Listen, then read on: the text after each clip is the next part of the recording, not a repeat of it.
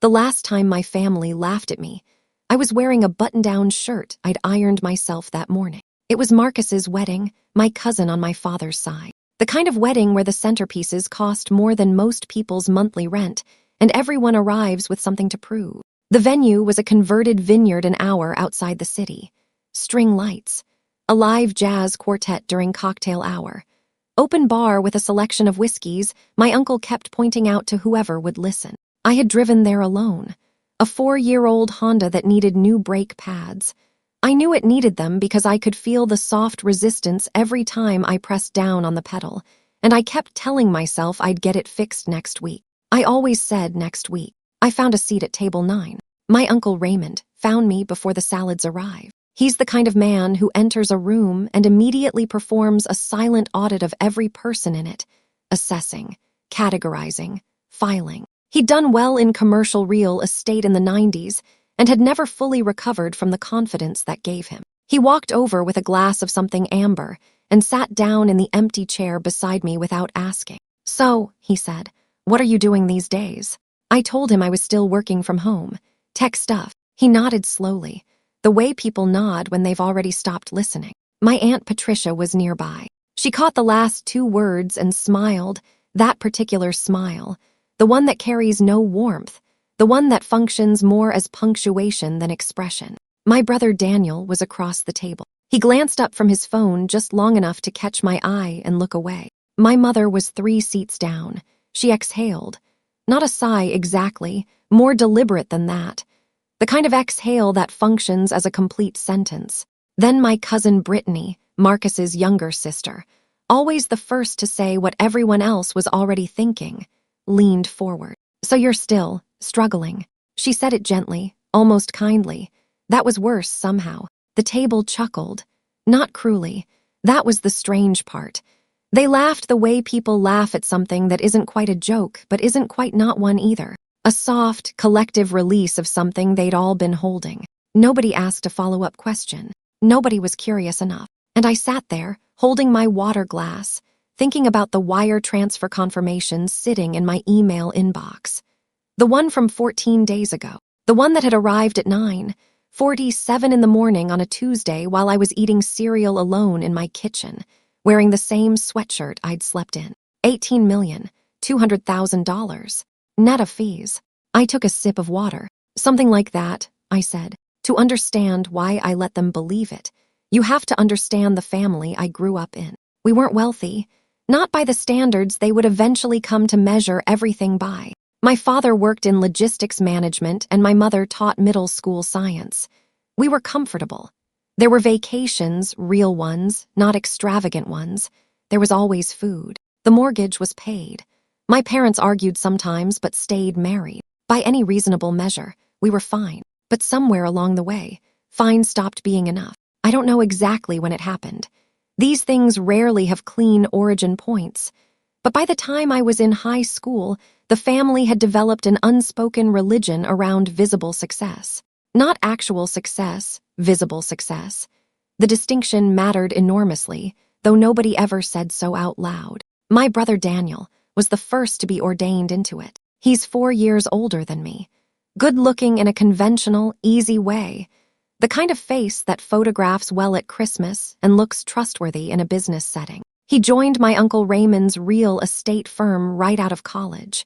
Started in administrative work, worked his way into sales, eventually became a partner in his early 30s. He drove a BMW 5 Series.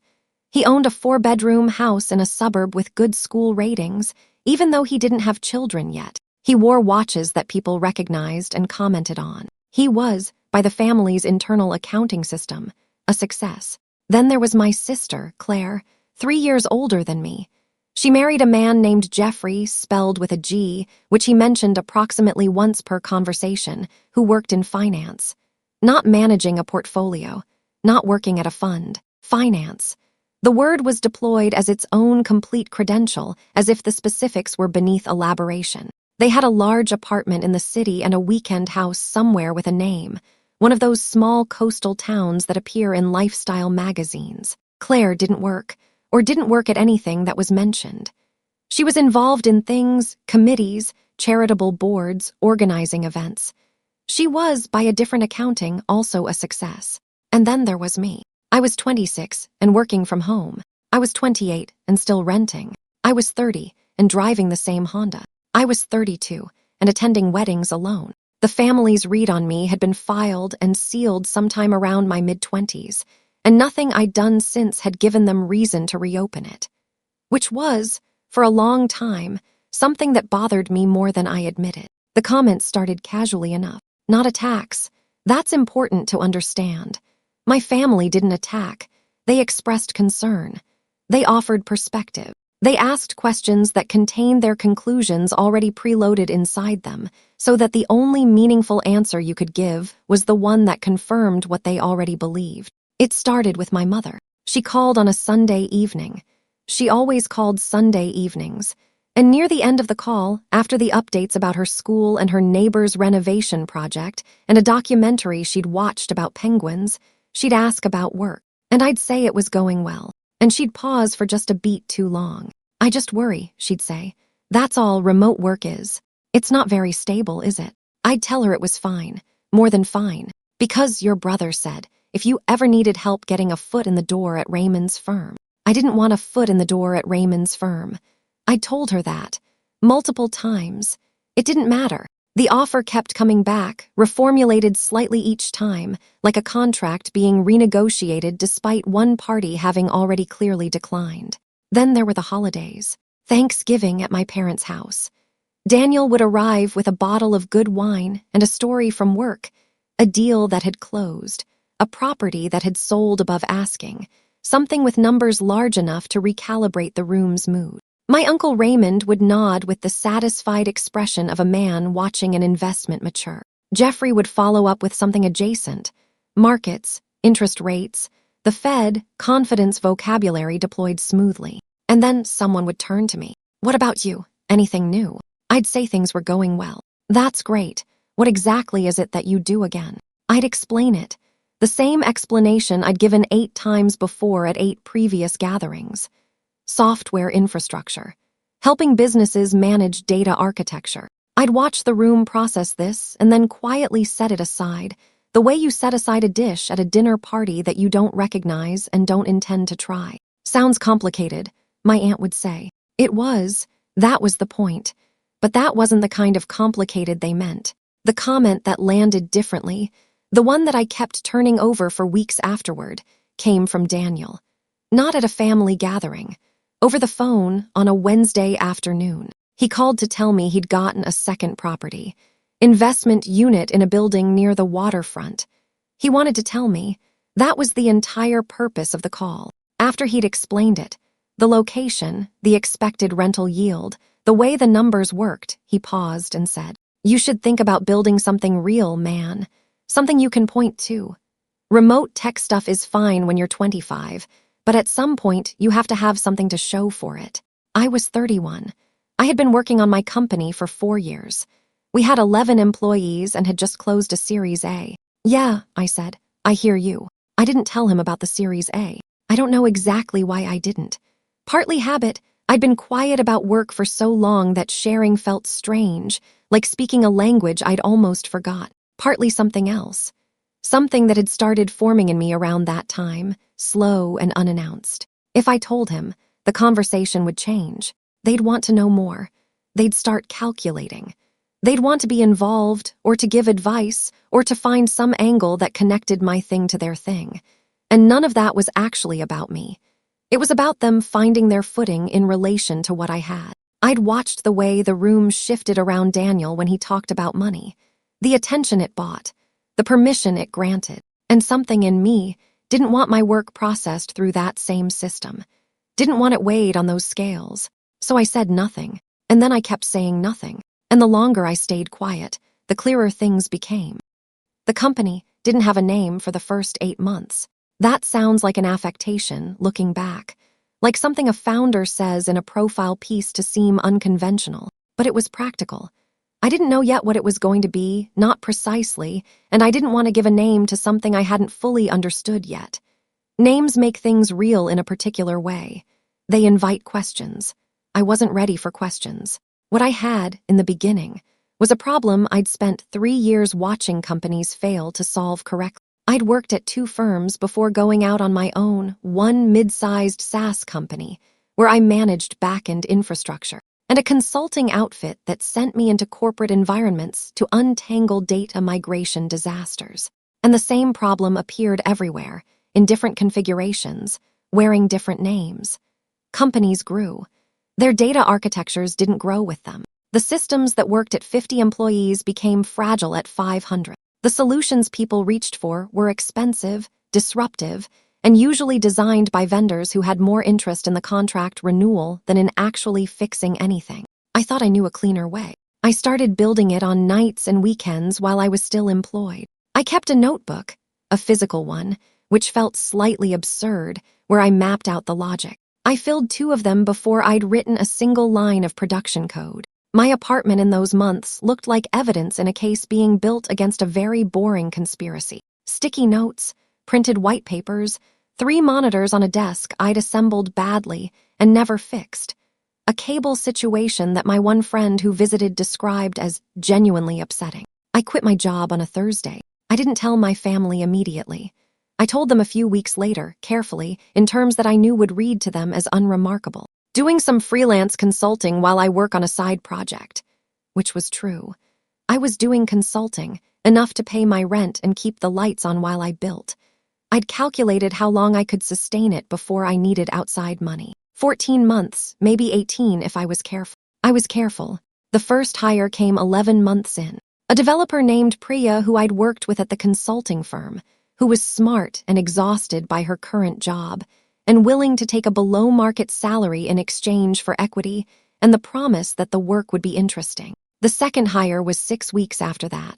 A guy named Owen who had a gift for the kind of technical writing that made complex systems feel approachable, which turned out to matter more than I'd expected when we started talking to potential clients.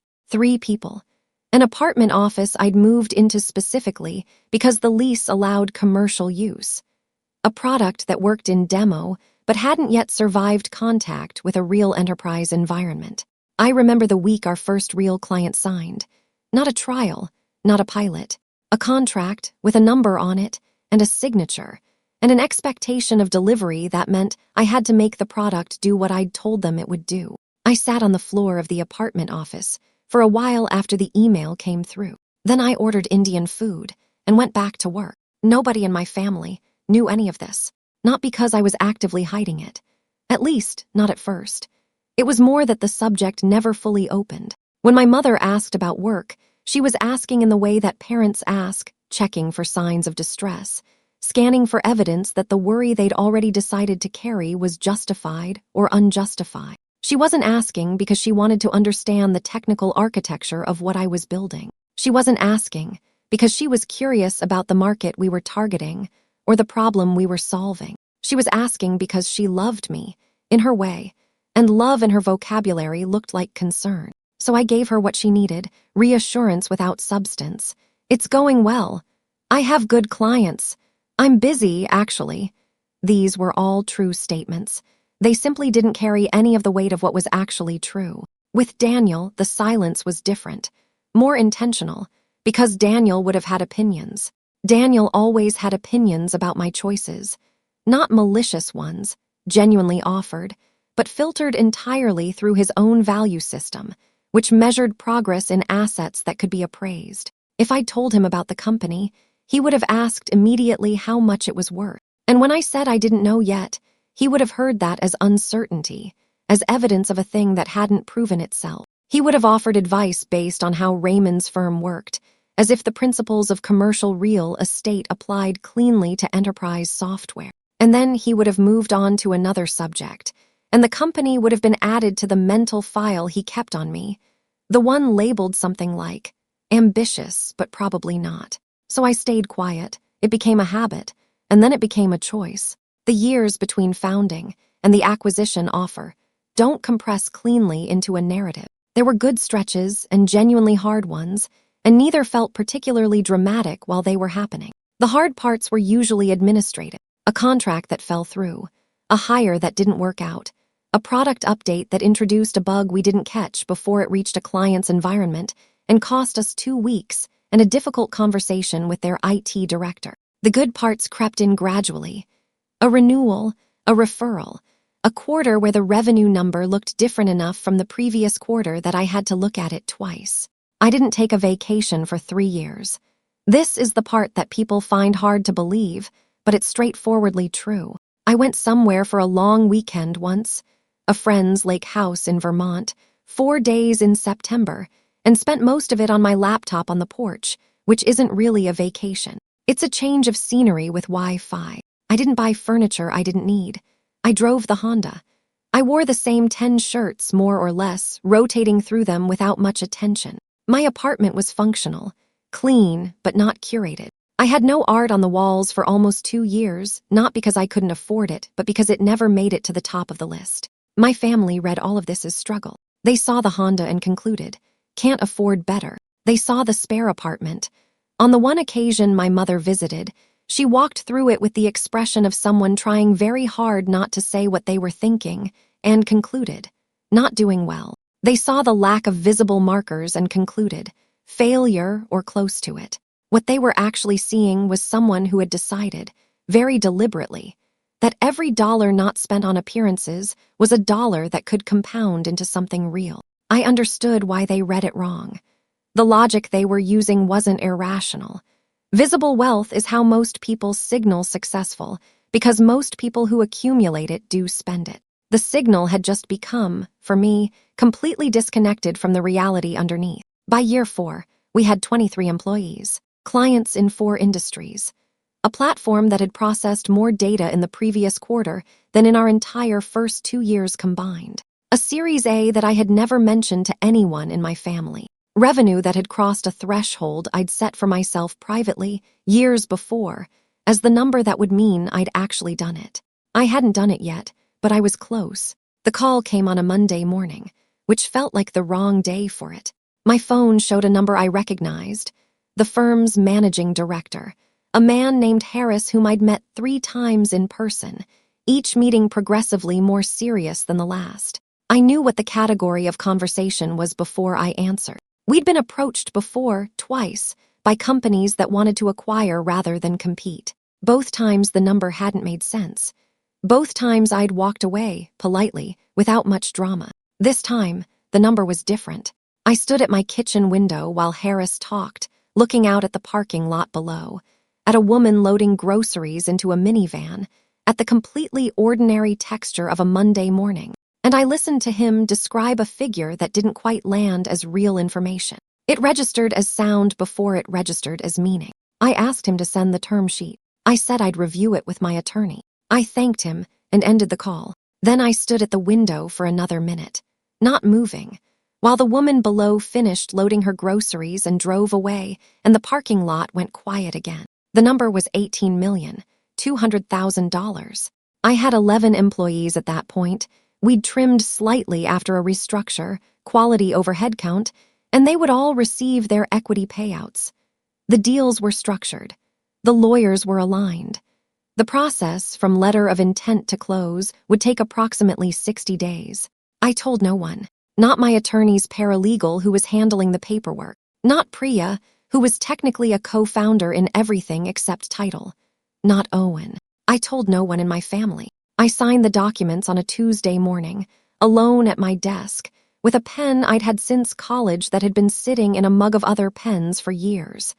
I used it because it was there. The ink bled slightly on the signature line. Then I closed the folder, made coffee, and joined an 11 o'clock call about a client's data migration timeline. 2 weeks later, I drove 4 hours to my cousin Marcus's wedding, in a Honda that needed new brake pads, and sat at table 9.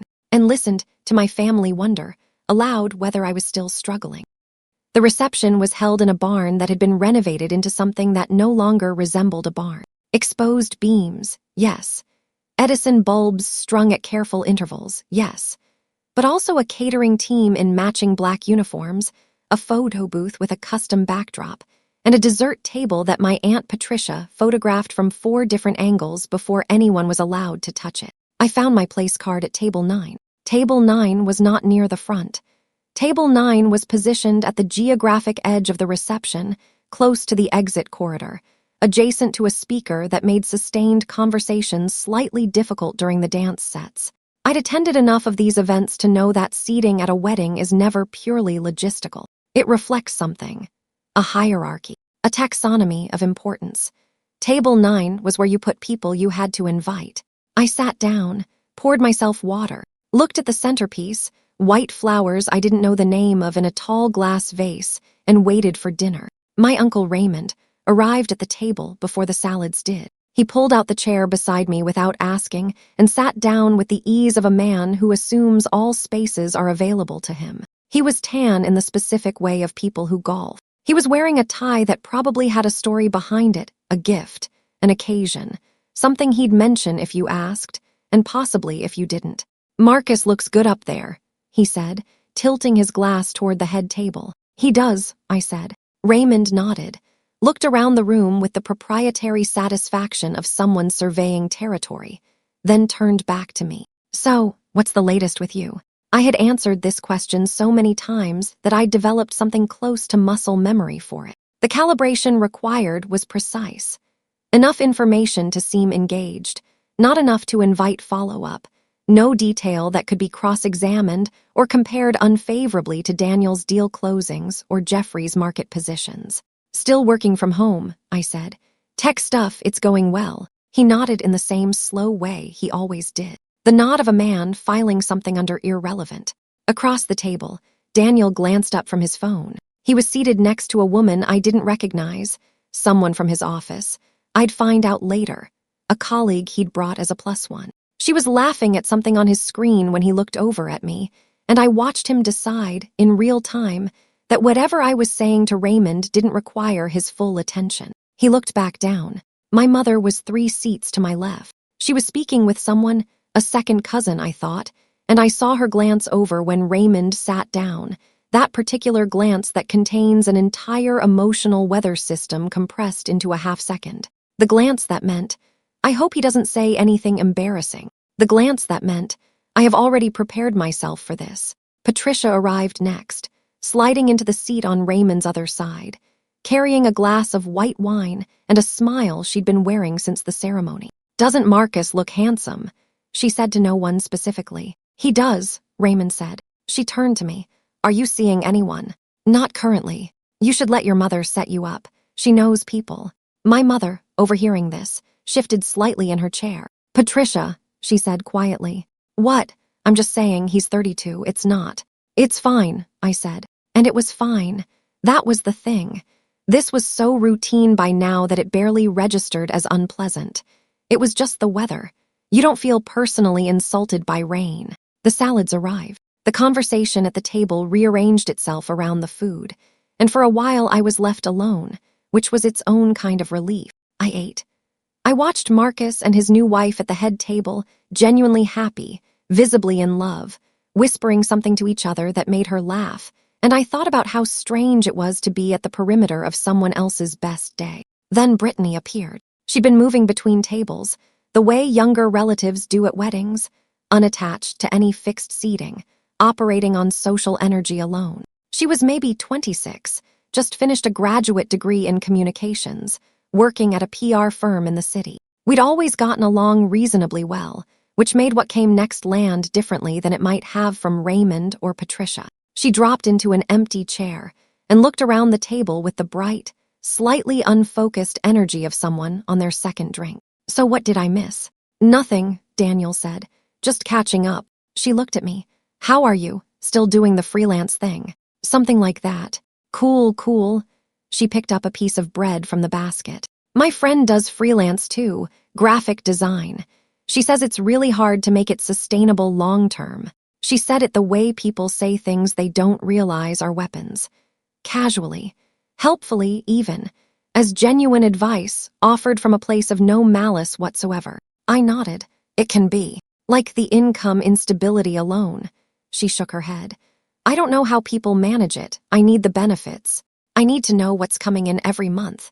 You know." Raymond murmured agreement. Patricia was nodding. Daniel had resumed looking at his phone. My mother was very still. "You make it work," I said. Sure, sure. Brittany smiled at me, genuine and uncomplicated. You're brave, honestly, I couldn't do it. Brave. The word sat on the table between us for a moment. She meant it as a compliment. I understood that. She was 26 and working her first real job, and she was talking to her cousin who she believed was cobbling together a living from contract work, and she was trying to say something kind. But brave, in that context, meant, I admire you for managing despite not being very successful. I picked up my fork. Thanks, I said. The jazz quartet started a new song. Somewhere behind me, 2 kids were running between tables, laughing, and someone was trying unsuccessfully to redirect them. The candles on the centerpiece flickered from an air conditioning vent overhead. $18,200,000. Sitting at table 9, eating a salad, thinking about brake pads. I almost laughed. I didn't. I just ate the salad and listened to the music and watched my family exist in their certainty about who I was and felt something settle in me that wasn't quite peace but was adjacent to it. There was no performance required tonight, no defense to mount, no case to make. They had decided. I had decided to let them. The interesting question was what they would do, who they would become, when the decision was eventually reversed. The call from my mother came on a Thursday in late October, about 6 weeks after the acquisition had formally closed. I was in the middle of reviewing a handover document when the phone rang, the transition of my former clients to the acquiring company's account team, a process that involved more paperwork than I'd anticipated and less emotional complexity than I'd expected. The work was winding down. I had more time than I'd had in years, and I still didn't entirely know what to do with it. I saw her name and answered. Hey, Mom. Hi, sweetheart. Her voice had a quality I recognized immediately, a brightness that was working slightly too hard, a cheerfulness deployed to cover something she hadn't gotten to yet. How are you doing? Good, busy. What's going on? A pause. Not long, but present. Well, she said, I don't want you to worry. Which is, of course, the single sentence most engineered to produce immediate worry. She'd had some tests done, a cardiology workup, prompted by symptoms she'd been downplaying for a few weeks and had finally mentioned to her doctor. Nothing catastrophic, but there was a procedure recommended. An outpatient thing, she said, but still, there were costs involved, and her insurance had changed this year, and the deductible was. Mom, I said, how much? Another pause. You don't have to. How much total? She told me. It was not a small number, but it was also not a number that caused me any difficulty whatsoever. I could have paid it out of my checking account, without it registering as a meaningful transaction. Okay, I said, I'll take care of it. Silence. Sweetheart, I didn't call you to ask. I know, I'm not saying you did. I kept my voice level. Send me the billing information and I'll handle it. Don't worry about it. Your father and I can figure something out. Raymond mentioned. Mom, gently but clearly. Don't call Raymond, send me the information. The silence that followed was a different kind than the ones I was used to from her. Not the pause before concern. Something more uncertain than that. Like the ground had shifted slightly beneath a piece of furniture she'd always taken for granted. I don't understand, she said quietly. How are you? I'll explain at some point, I said. I promise, right now just send me the billing. She did that evening. I paid it the following morning. Online, in approximately 45 seconds, with the same attention I'd give to paying a utility bill. I didn't ask her to keep it quiet. I didn't make a production of it. I just paid it and texted her to let her know it was done, and then I went back to the handover documents. My mother told my father. My father, I found out much later, assumed it must have been a loan, that I'd pulled from savings I'd been quietly accumulating, or borrowed from somewhere, or found some arrangement they didn't understand. He apparently mentioned it to Daniel in passing, something like, your brother helped out with the medical bills, I'm not sure how. And Daniel, apparently, didn't think much of it, because it was still me, still the one at table 9, still the one without a visible career, a visible house, a visible anything. The only thing that changed was that my mother's procedure went smoothly, and she recovered well, and when she called me the following Sunday, her usual Sunday evening call, there was something different in her voice, a warmth that had always been there but now carried something it hadn't before. She didn't ask about work. She asked if I was eating well, which, in her language, was its own kind of answer. My brother called on a Tuesday, which was unusual.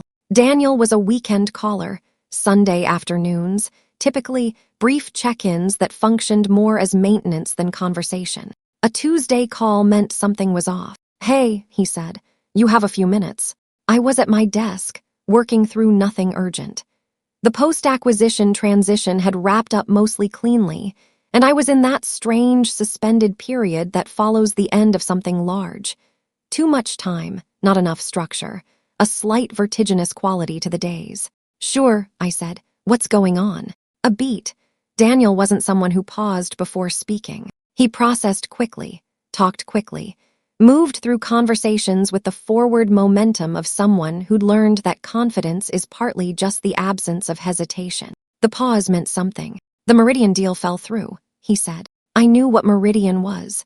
He'd mentioned it twice at family dinners over the past year, a commercial development project, a significant one, the kind of deal that would have moved him from successful to seriously successful in the taxonomy he operated by. He'd talked about it the way people talk about things they've already started mentally spending. "I'm sorry," I said. "What happened?" "Financing," he said, flat, a word that contained an entire disaster. The anchor investor pulled, the whole structure collapsed.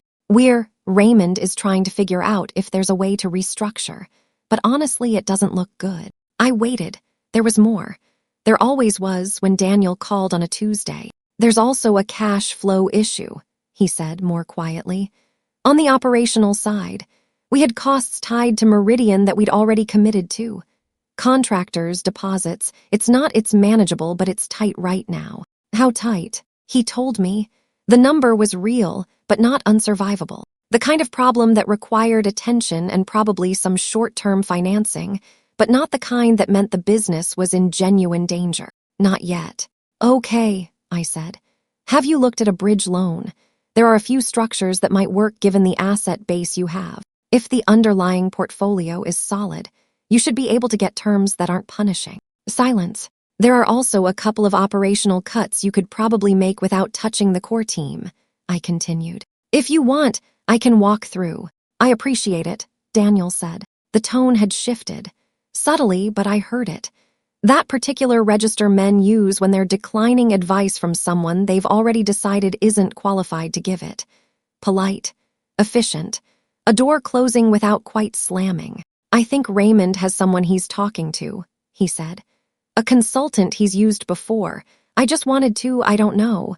I just needed to say it out loud to someone." "Of course," I said. "It's fine. It'll be fine. These things happen." "They do."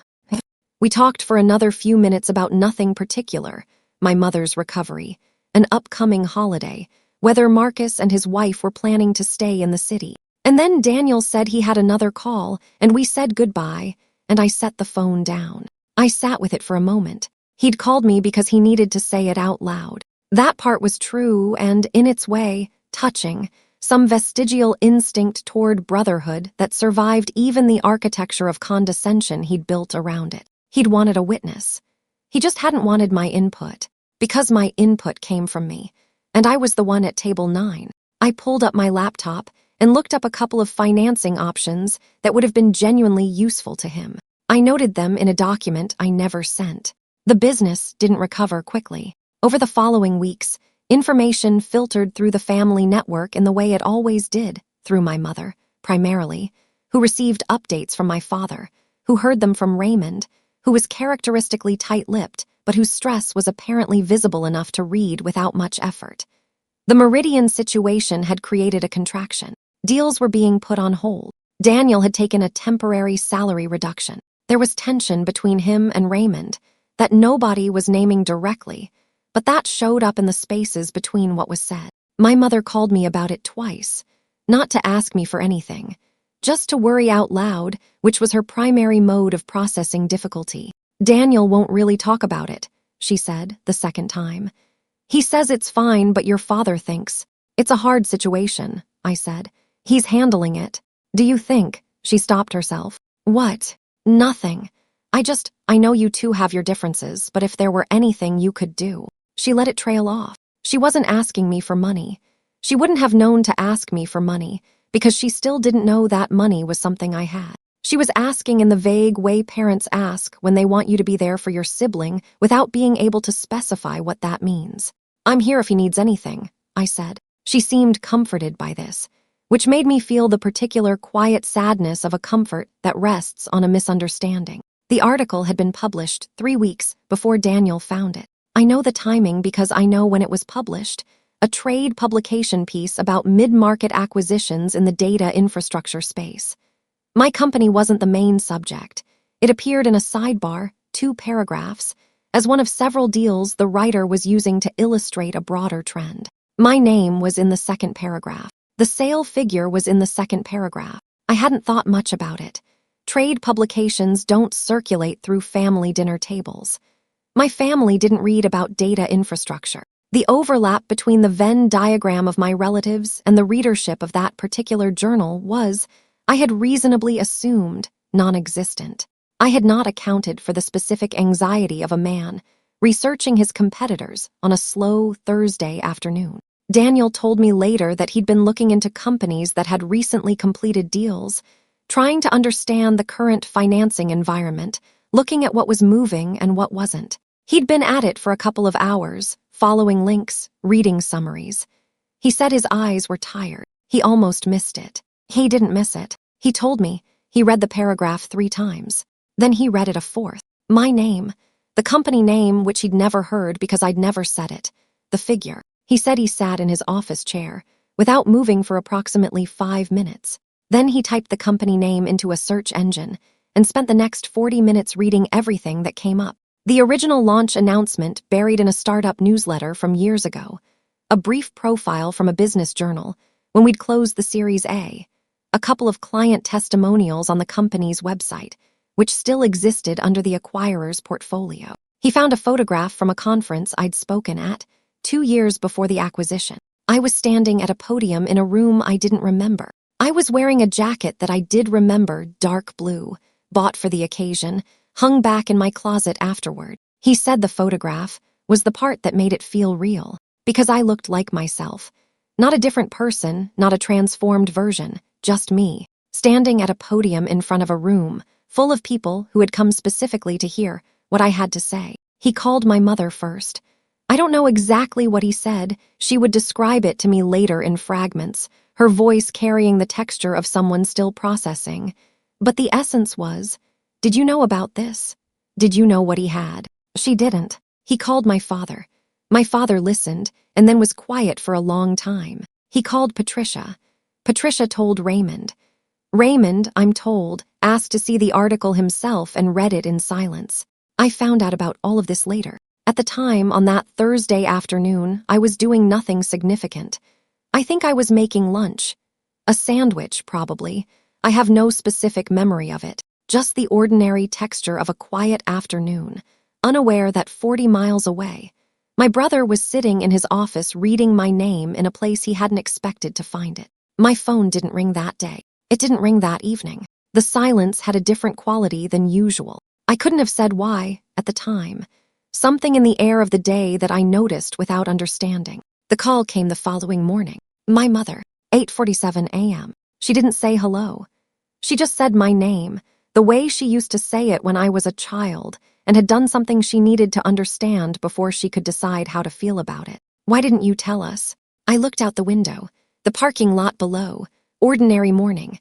A man walking a dog, a car pulling out.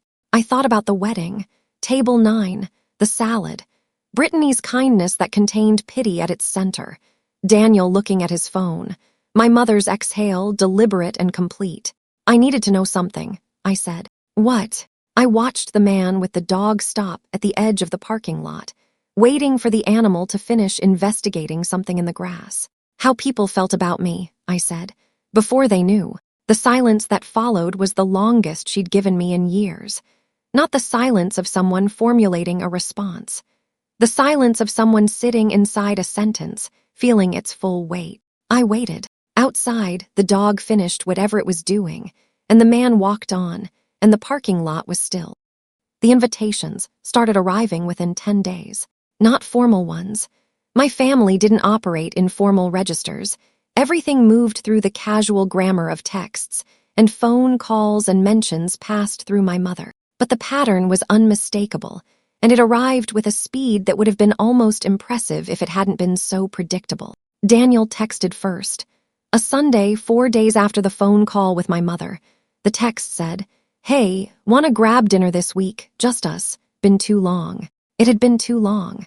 That was true. What was also true was that in the previous 3 years, Daniel had initiated exactly 2 one-on-one dinners with me, both of which had functioned primarily as occasions for him to update me on his own life. The dinner invitations had not been frequent when I was the one at table 9. I texted back, "Sure, next week works." Patricia called my mother and mentioned that Raymond would love to have everyone over for dinner. A proper family dinner was apparently how she phrased it. "It's been too long since we've all been together." My mother relayed this to me with a warmth she was trying to keep neutral and wasn't quite succeeding. Brittany followed me on LinkedIn. This one, for reasons I couldn't entirely articulate, was the detail that landed with the most specific weight. Brittany, who had sat across from me at table 9 and told me I was brave for managing my freelance situation, had located my professional profile and clicked follow within 2 weeks of the news reaching the family. I received the notification on a Wednesday morning while I was drinking coffee. I looked at it for a moment. Then I put my phone face down on the counter. There were others. An aunt I spoke to perhaps twice a year sent a long text about how she'd always believed in me and how she'd told her husband, years ago, that I was going to do something remarkable. She just knew it. A second cousin reached out on Facebook with a congratulations message that was warm and specific in the way that suggested he'd read the article carefully before composing it. And then there was my mother. She was the most difficult to read because her shift was the least calculated. She wasn't angling for anything. She was simply recalibrating, the way people recalibrate when information changes the picture they've been working from. She called more. She asked different questions, not about whether I was okay, not the anxious scanning for distress signals, but actual questions. About the company, about what it had been like to build it, about whether I'd been scared at the beginning. "Were you?" she asked one evening. "Scared?" "Sometimes," I said. "You never said." "No." A pause. "I wish you had." I didn't answer that directly, because the honest answer was complicated. That I hadn't said because saying would have meant receiving the kind of concern that functions as doubt, and I hadn't had room for that. But I also understood that she was sitting inside a version of regret that was real, even if it was arriving late. "I know," I said, which was true even if it wasn't the whole truth. Dinner with Daniel was at a restaurant he chose. Nice place, not ostentatious, but selected with the specific care of someone who wanted to signal effort without appearing to signal effort. He was already seated when I arrived, and he stood up when I walked in, which he'd never done before. He looked slightly uncomfortable in the way of a person who has rehearsed an interaction, and is now discovering that reality doesn't follow the rehearsed script. "You look good," he said. "Thanks, so do you." We sat. He'd already ordered a bottle of wine. He poured before I'd fully settled. The first 20 minutes were surface, easy, practiced conversation, the kind that functions as a warm-up for whatever the actual purpose of the meeting is. His project updates, some family news, a restaurant that had opened near his house. I let it run. I wasn't in a hurry. Then he set his glass down with a small, deliberate movement. "I want to apologize," he said. I looked at him. For how I've talked to you over the years. The comments about getting a real job, building something visible." He paused. "I didn't know what you were doing, but also that's kind of the point, right?" I should have asked. It was a genuine apology. I want to be clear about that.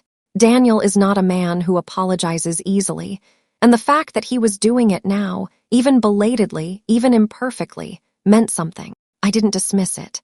"I appreciate that," I said, and I did. He shook his head. 18 million. And you were just sitting there at Marcus's wedding." "I was," I said. "Why didn't you say anything?" I turned my wine glass slowly. I wanted to see what things looked like without it. He considered this. I could see him trying to process it from his value system, which had always treated visibility as the primary metric, and finding that it didn't quite translate. "That must have been," he stopped, started again. "I don't know if I could have done that."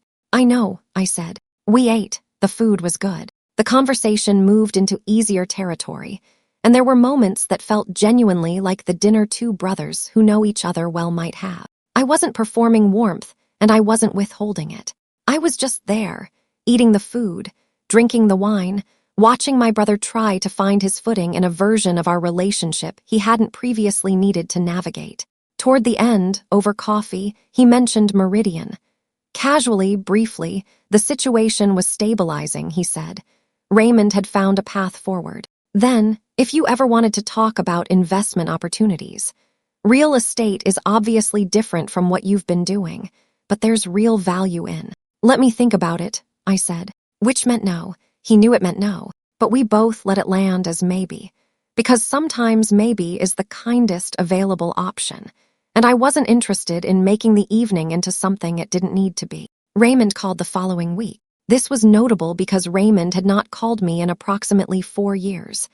We existed in each other's lives as furniture, present at gatherings, acknowledged, not engaged with directly. His calls went to my mother or my father. His opinions about me were delivered atmospherically, through the general climate of family consensus. He called on a Wednesday afternoon, introduced himself as if I might not recognize his voice, and then moved with the efficiency of a man who has prepared his remarks. He wanted to talk about a project, not an investment ask, he was careful to say, more of an opportunity, a development in a growing market, early stage, significant upside. He and a partner had been working on the structure. The financing was mostly in place. But there was a gap, not large, he said, not large at all, that the right partner could fill, and frankly, given what I'd built, he thought I had the kind of instincts that would make me more than a passive investor. He was thinking of this as a real partnership. He spoke for 6 minutes, without asking me a question. When he finished, I said, "Tell me more about the structure." He told me more. I listened carefully, asking specific questions that he answered with decreasing fluency as they got more precise. The deal had the architecture of something that had been assembled around optimism rather than analysis. It wasn't fraudulent. It was just optimistic in the specific way of people who have been successful enough that they've stopped being rigorous. It's interesting, I said when he was done. I think there's real potential here. There might be. I'd want to see the full financials before I could say anything meaningful. A brief pause. Of course, I can have Patricia send those over. Great, I said. I'll take a look. I received the documents. I reviewed them. The gap in the financing was not small. The projected returns were optimistic by a margin that suggested whoever had built the model had not spent much time stress testing it. I sent Raymond a brief, polite email thanking him for sharing and noting that it wasn't the right fit for where I was looking to deploy capital. He replied with one line, "No problem, keep in touch." We both knew what the email actually was. The requests didn't all arrive through proper channels. Some were lateral, coming through my mother, wrapped in other conversations. A mention that one of my cousins was trying to get a startup off the ground and could really use a mentor, someone who'd been through it. A reference to a family friend's son who was trying to break into tech investing and wondered if I'd have coffee with him sometime. These were softer asks, deniable ones, not requests exactly, more like suggestions placed near me and left to see if I'd pick them up. Some were more direct.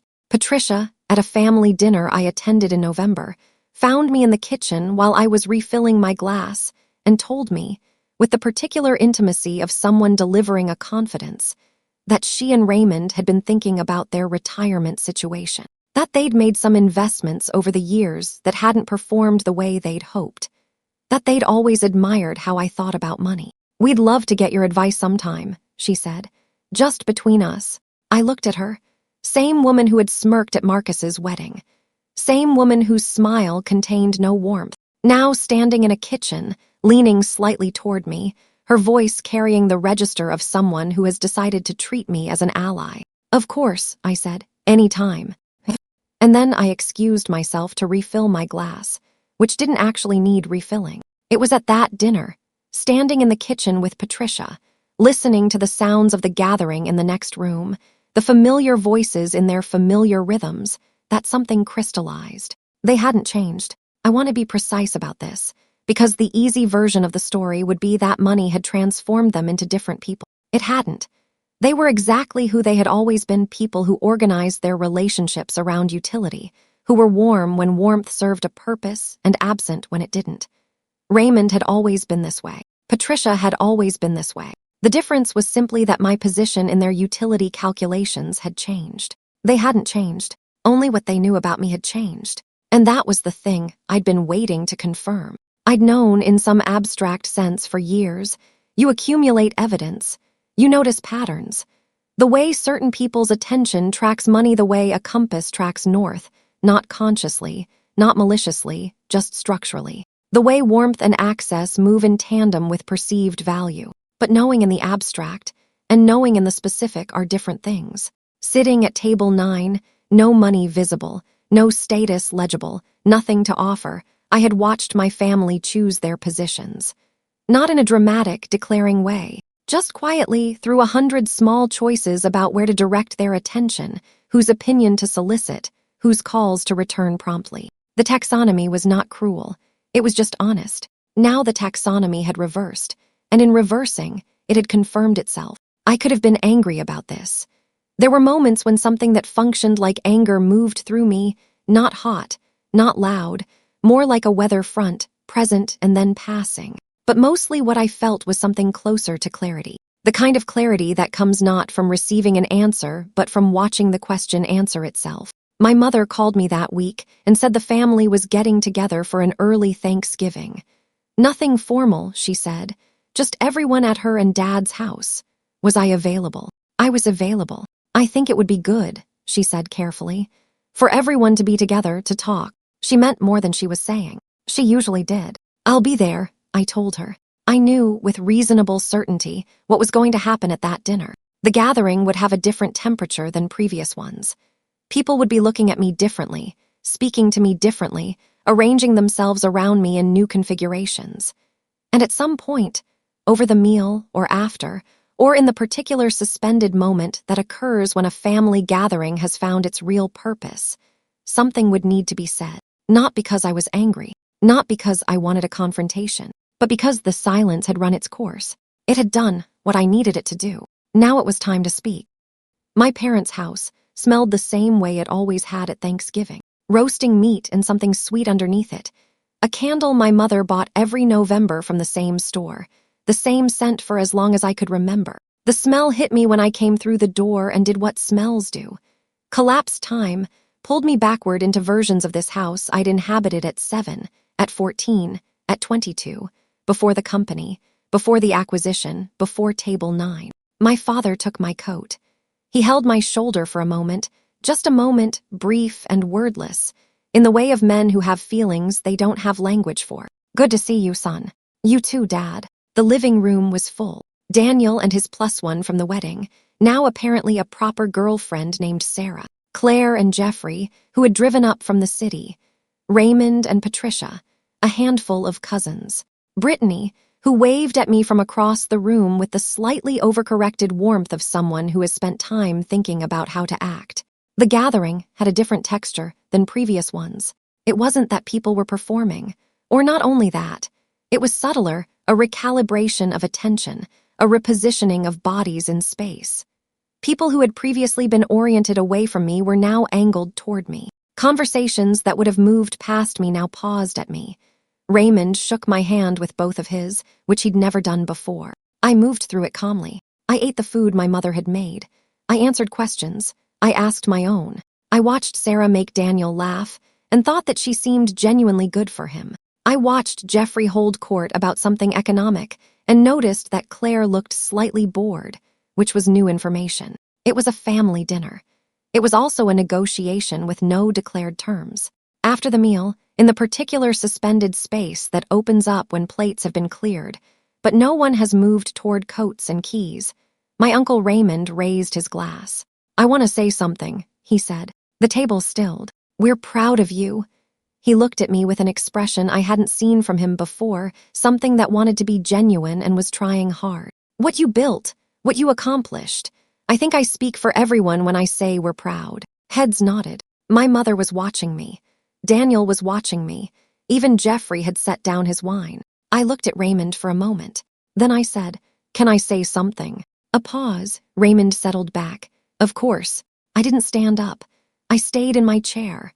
I'd thought about this, what I wanted to say, whether I wanted to say it at all. I'd gone back and forth. But sitting here in this room with this particular arrangement of people wearing this particular arrangement of new expressions, I understood that if I didn't say it now, I would carry it indefinitely. So I said it quietly.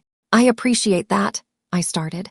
I do, and I know it's genuine in its way. I looked around the table, not accusingly, just steadily, the way you look at something you're trying to see clearly. But I want to say something honest, because I think we've been not quite honest with each other for a long time, and I'm tired of it.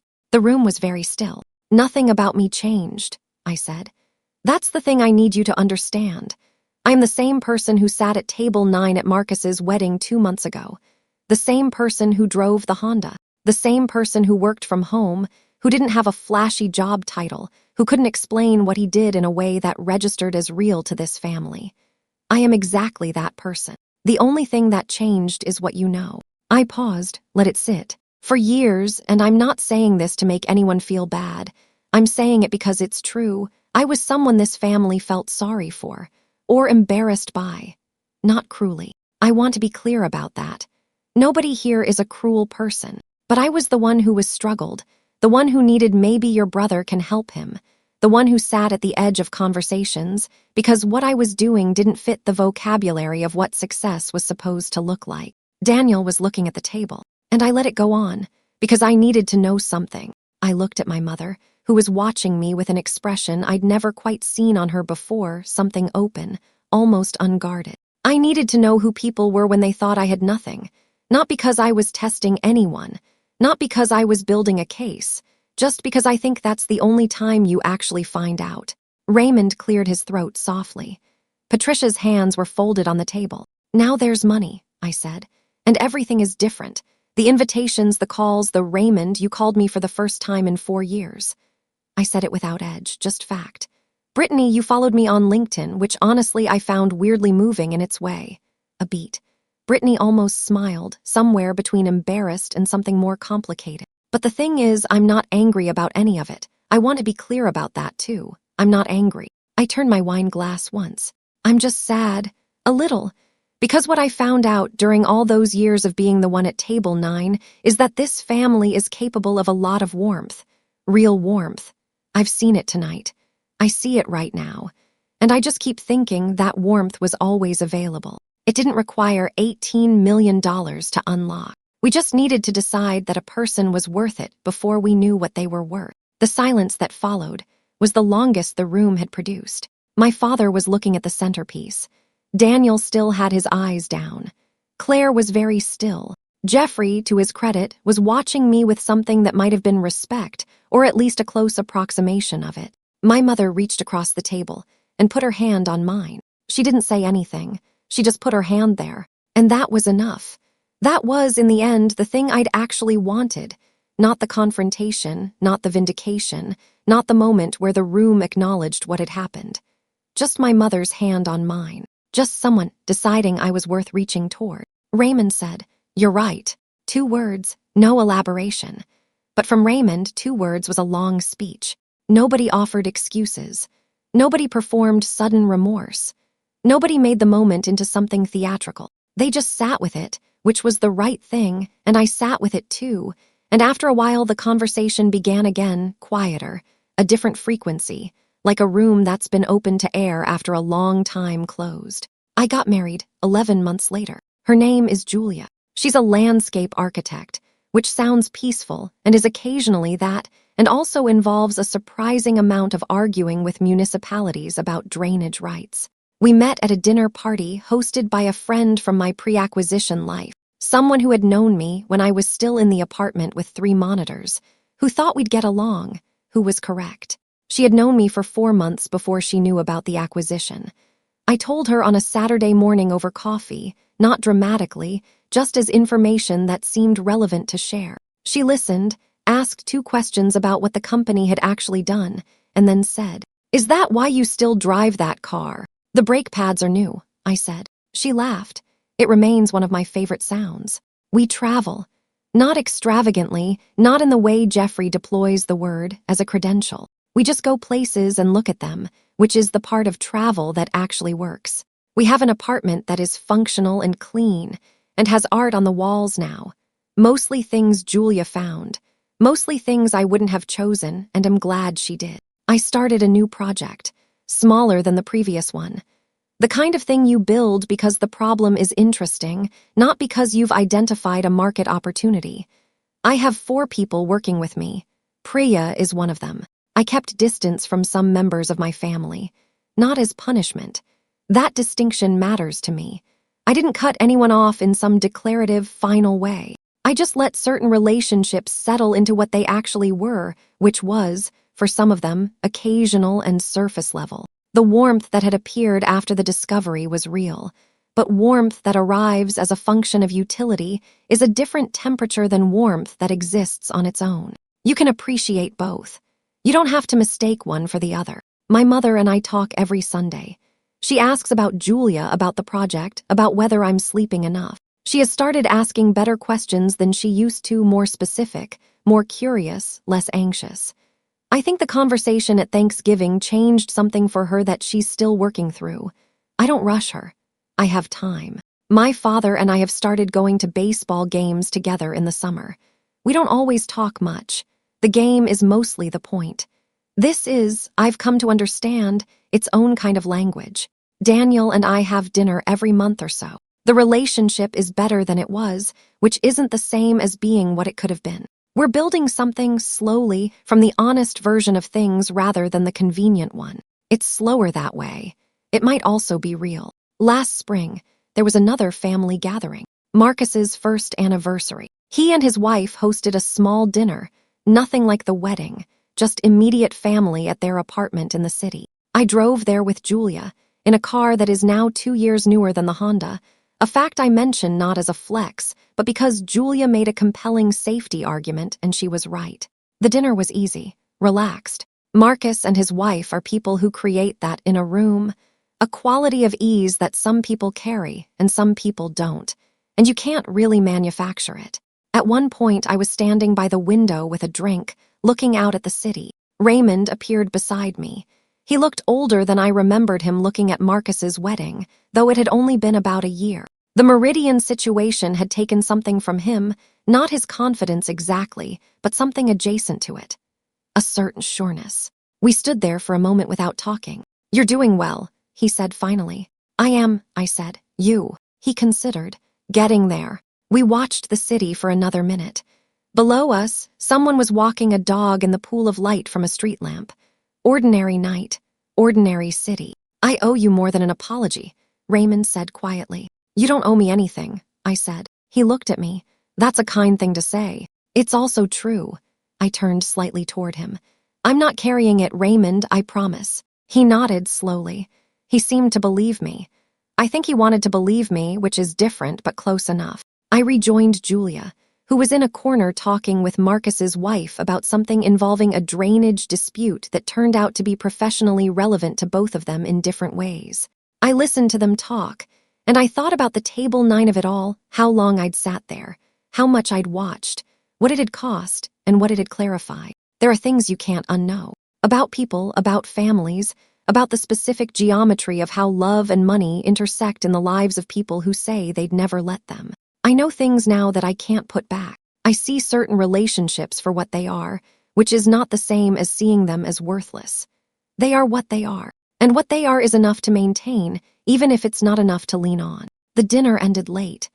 Julia and I walked to the car through air that still had winter in it, even though it was technically spring. "Good night," she asked. I thought about it.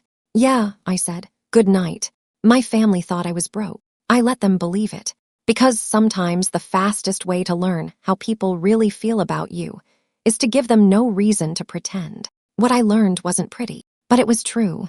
And true, I've decided, is something I can build on, even when it costs something, even when what it costs is the version of your family you'd hoped they were. You grieve that version, and then you work with what's real.